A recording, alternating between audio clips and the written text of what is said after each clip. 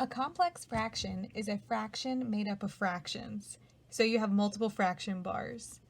In the case where we have one fraction over one fraction, as opposed to multiple fractions added together over multiple fractions added together, we can simplify this by keep, change, flip. We keep the top fraction as is, change the division sign. A fraction sign is the same thing as a division sign. They both mean the same thing. It's just written a little bit differently. But we can change this fraction sign, this division sign, to a multiplying sign and flip the denominator. So keep, change, flip if you have one fraction over one fraction. What does that look like?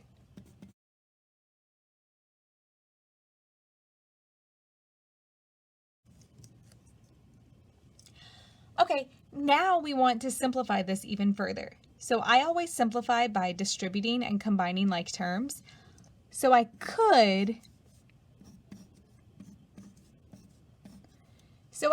distribute my 2 on top and distribute my 4x on the bottom. Or you also simplify by factoring and canceling if you have a fraction.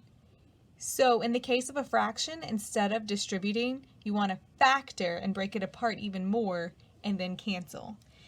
Since every piece here is multiplied as long as I keep my numerator together and my denominators together, like this with the parentheses, I can think of this as one long fraction bar. And now factor every piece. So this first term I can pull out a 5 or divide out a 5. And the denominator x squared minus 25, I can use the difference of squares property and factor that into x plus 5 and x minus 5. Now, cancel. I have an x minus 5 on top and bottom. I have this 2 that can cancel with the 4. 2/4 is 1/2. And looks like nothing else cancels. So my final answer is I have a 5 in the numerator. I have a 2x and an x plus 5 in the denominator.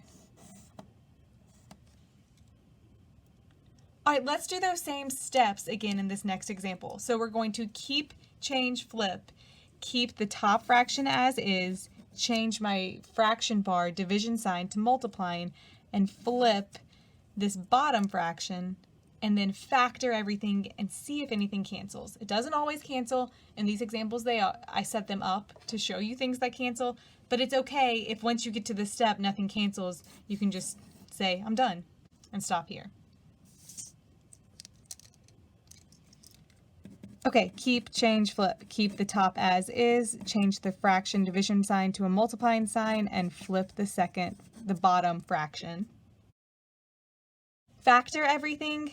Nothing factors in the top because I can't pull anything out of this x plus 3. Nothing factors in this denominator piece. I moved my single x to the front because it's more standard to write that first, but you could have left it in the back with parentheses. And this piece factors by using a difference of squares. Cancel whatever you have in the top if you have something in the top that is also in the denominator. And my final answer